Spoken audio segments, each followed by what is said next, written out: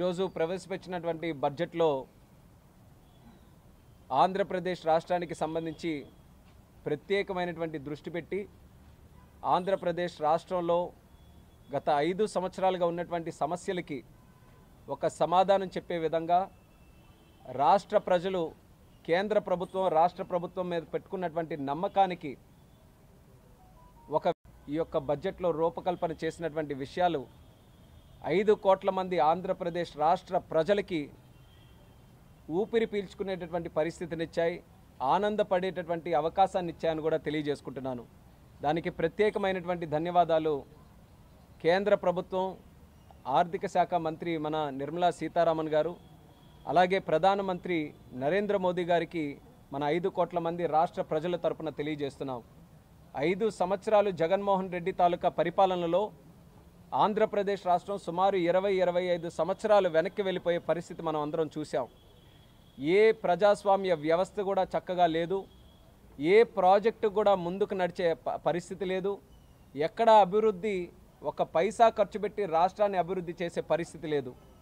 ఇలాంటి సందర్భంలో కేంద్ర ప్రభుత్వం కానీ చెయ్యి చాపకపోతే, కేంద్ర ప్రభుత్వం సహాయ సహకారాలు అందించకపోతే ఆంధ్రప్రదేశ్ రాష్ట్రం పూర్తిగా డీఫంక్ట్ స్టేట్ అయిపోయే పరిస్థితి ఏర్పడుతూ వస్తున్న సందర్భంలో చంద్రబాబు నాయుడు గారు, పవన్ కళ్యాణ్ గారు, నరేంద్ర మోదీ గారు కలిసికట్టుగా ఈ యొక్క ఎన్డీఏ కూటమి ఏర్పరచుకొని ప్రజల్లో ఒక విశ్వాసం కల్పించడం జరిగింది. ఎన్నికల ముందే వాళ్ళందరికీ కూడా హామీ ఇచ్చాం, ప్రజలందరికీ కూడా మళ్ళీ రాష్ట్రంలో చంద్రబాబు నాయుడు గారు, కేంద్రంలో మోదీ గారు వచ్చిన తర్వాత రాష్ట్రానికి అన్ని విధాలుగా న్యాయం చేస్తామన్న మాటని ఈరోజు నిజం చేసే విధంగా బడ్జెట్లో అన్ని విషయాలు కూడా రూపకల్పన చేశాం. బడ్జెట్లో సుమారు 15,000 కోట్ల రూపాయలు మన ఆంధ్రప్రదేశ్ రాష్ట్రానికి ఒక గౌరవాన్ని ఇచ్చేటటువంటిది, ఒక అడ్రస్ కల్పించేటటువంటి రాజధాని మన అమరావతి. దానికి 15,000 కోట్ల రూపాయలు స్పెషల్ ప్యాకేజ్ కింద కూడా ఈరోజు నిర్ధారించడం జరిగింది.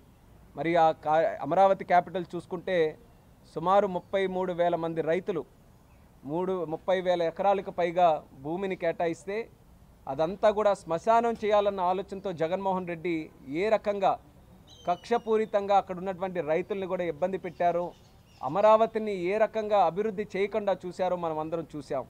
మరి ఆ రోజు ఇచ్చినటువంటి హామీ ఎన్డీఏ ప్రభుత్వం మళ్ళీ అమరావతిని రీబిల్డ్ చేస్తుందని చెప్పాం. దానికి అనుగుణంగా ఈరోజు నిధులు కూడా కేటాయించాం.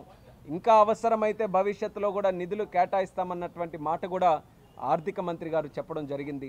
దానితో పాటు పోలవరం జీవనాడి ప్రాజెక్టు ఎంత కష్టపడి చంద్రబాబు నాయుడు గారు దాన్ని పూర్తి చేయాలని అనుకున్నారో ఆయన తాలూకా పని కాలంలో మనం అందరం చూసాం. మరి ఆ రోజు సుమారు 72% దాన్ని పూర్తి చేస్తే జగన్మోహన్ రెడ్డి వచ్చిన తర్వాత దాన్ని తిరిగి మళ్ళీ నెగిటివ్ డెవలప్మెంట్ కింద 20% వెనక్కి వెళ్ళిపోయే పరిస్థితి వచ్చింది. అటువంటి ప్రాజెక్టును కూడా బాధ్యత తీసుకొని బడ్జెట్లో మేము టైం బౌండ్ మేనర్గా కంప్లీట్ చేస్తామని చెప్పడం చాలా ఆనందించాల్సినటువంటి విషయంగా కూడా ఈ సందర్భంగా తెలియజేస్తున్నాం. దానితో పాటు వెనుకబడినటువంటి జిల్లాలు తరచూ చర్చల్లో ఉండేది. ఉత్తరాంధ్ర ప్రాంతం కానీ, రాయలసీమ ప్రాంతం కానీ, ప్రకాశం ప్రాంతం కానీ, ఈ యొక్క ప్రాంతాలు భవిష్యత్తులో అభివృద్ధి చెందాలని చెప్పి చాలా ఏళ్ల నుంచి మనం దాని గురించి మాట్లాడుతున్నాం. ఈరోజు మోదీ గారి తాలూకా సహకారంతో దానికి సంబంధించి ప్రత్యేకమైనటువంటి నిధులు కూడా వస్తాయనే బడ్జెట్లో కూడా దానికి రూపకల్పన చేశారు. అలాగే ఇండస్ట్రియల్ కారిడార్స్ మన ఓర్వకల్లు కానీ, కొప్పర్తి కానీ అలాంటి నోట్స్ను కూడా సెలెక్ట్ చేసుకొని దానికి కావాల్సినటువంటి ఎమ్యూనిటీస్ అన్నీ కూడా క్రియేట్ చేసి ఆ నోట్స్ని భవిష్యత్తులో డెవలప్ చేస్తామని చెప్పి హామీ కూడా ఇవ్వడం జరుగుతుంది బడ్జెట్ ద్వారా.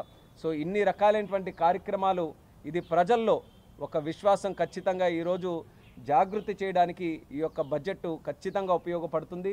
మరి 5 కోట్ల మంది ఆంధ్రప్రదేశ్ రాష్ట్ర ప్రజలందరి తరపున కూడా హృదయపూర్వకమైనటువంటి ధన్యవాదాలు నరేంద్ర మోదీ గారికి తెలియజేస్తున్నాం. మొన్ననే చంద్రబాబు నాయుడు గారు కూడా ఢిల్లీ వచ్చినప్పుడు ఇదే విషయాల మీద గట్టిగా స్ట్రెస్ చేసి కూడా చెప్పడం జరిగింది.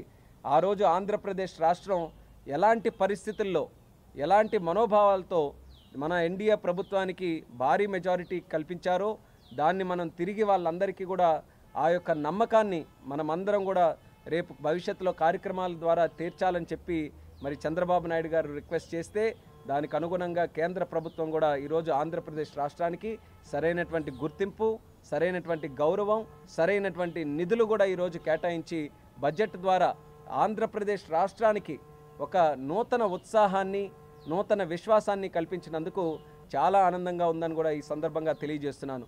దానితో పాటు బడ్జెట్ కూడా ఈరోజు అనేకమైనటువంటి మిగిలిన విషయాలు అవి కూడా మన రాష్ట్రానికి ఉపయోగపడే ఉన్నాయి.